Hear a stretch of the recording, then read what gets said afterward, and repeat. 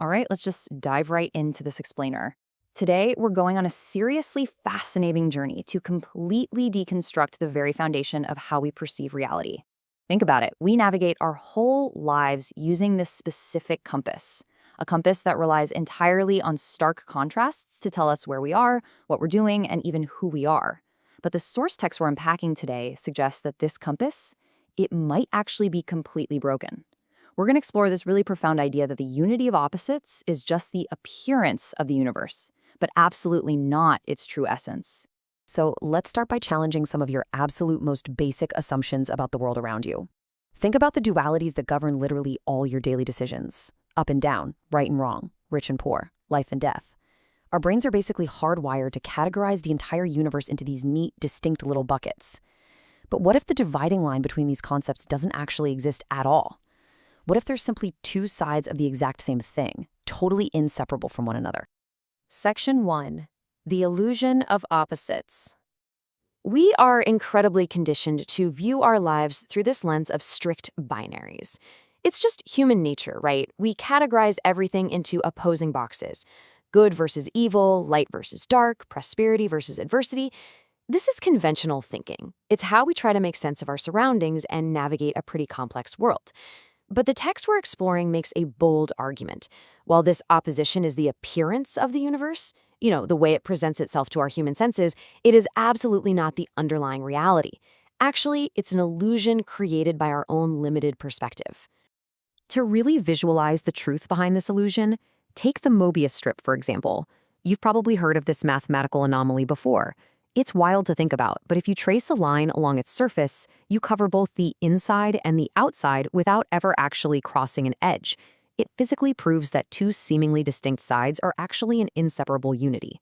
I mean, who can tell which is the front and which is the back of a Mobius strip? You literally can't. The front side has a back and the back side has a front, perfectly intertwined. The source material argues that the universe itself operates exactly like this strip, running on total unity, not opposition. Section 2. Rethinking up and down.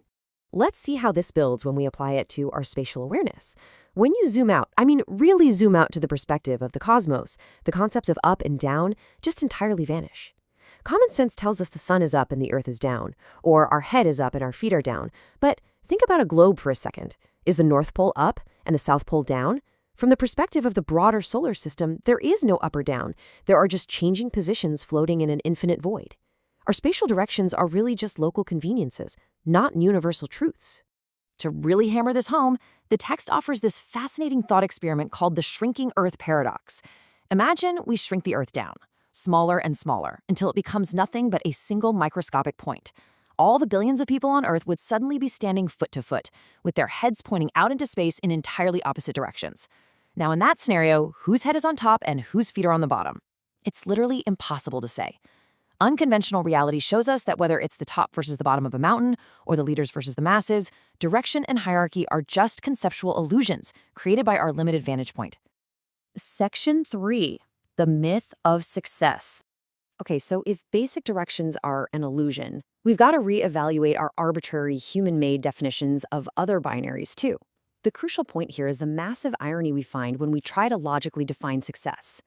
Take Napoleon Hill, right? The famous author celebrated as the creator of millionaires.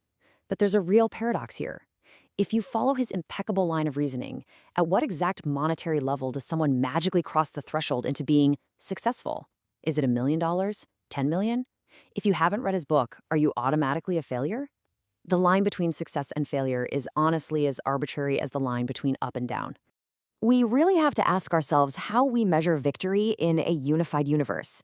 If someone proudly claims, hey, I frustrated all my competitors, I succeeded, well, we must pause. Is climbing the corporate ladder by stepping on others a true victory? If everything is connected on a cosmic Mobius strip, harming a competitor is technically harming a part of the unified whole. The conventional definition of success, as we know it, often relies heavily on creating failures for others. Look at these provocative examples from the text. They force us to confront the uncomfortable fact that achieving a goal, even a highly destructive one, is often mistakenly categorized by our human brains as a success. If a thief effectively robs a bank, they succeeded in their goal. If a corporation successfully discharges waste into a river just to save money, they view it as a success. If a malicious actor spreads a virus flawlessly, is that a success? By removing our moral compass and just looking at the binary of success versus failure, we start to see how incredibly flawed and empty the conventional concept of success really is. Section 4. The mathematics of life. Now, what's absolutely fascinating here is how this philosophy actually grounds itself in hard math and physics. We all know the theorem that energy is conserved, right? It can neither be created nor destroyed, only transformed. The energy in the universe is a definite, fixed number. As the sun's energy decreases, the Earth's energy increases. Well, the text proposes this massive paradigm shift. Just as energy is conserved in physics, every single factor in our human life within the rational world operates under a strict, finite limit. Think of your life as a highly sensitive, polyhedral seesaw. It's made up of various factors: wealth, health, freedom, reputation, beauty, the whole shebang. If you aggressively try to increase the wealth side of your life, the mathematical laws of this rational universe dictate that another side simply must shrink to compensate. Your freedom might decrease, or your health might suffer. If you push one side of the seesaw up, another side must definitively come down. Because ultimately, the total mathematical sum of your life's possessions and attributes will always equal exactly 1. You literally cannot have 100% of everything.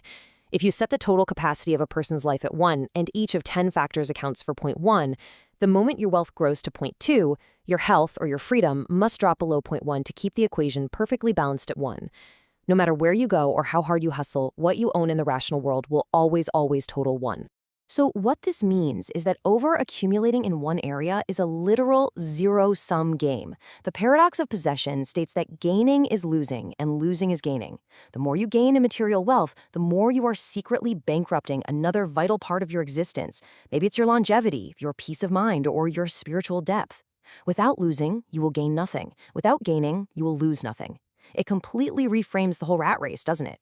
So, are we just trapped in this finite zero-sum game forever? Section 5. Stepping into the infinite. Well, the text argues that there is actually an escape hatch from this finite trap, and it lies entirely beyond the realm of rational numbers. Consider irrational numbers, like pi or the golden ratio, phi.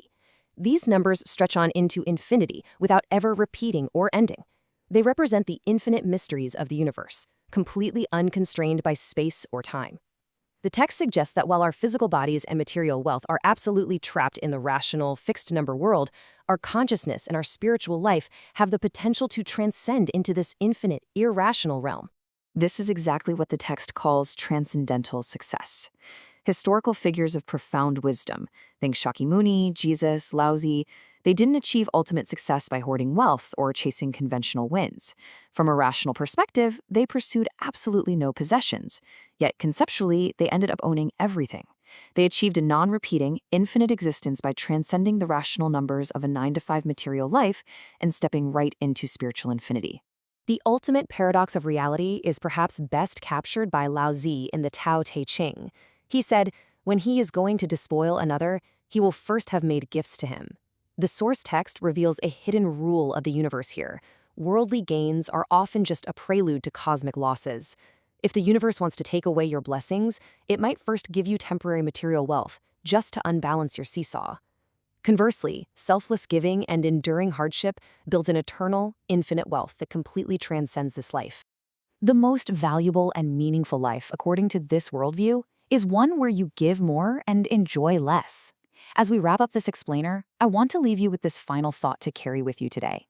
If gaining is losing and the universe is truly a unified whole rather than a battlefield of opposites, what are you willing to lose today in order to truly gain?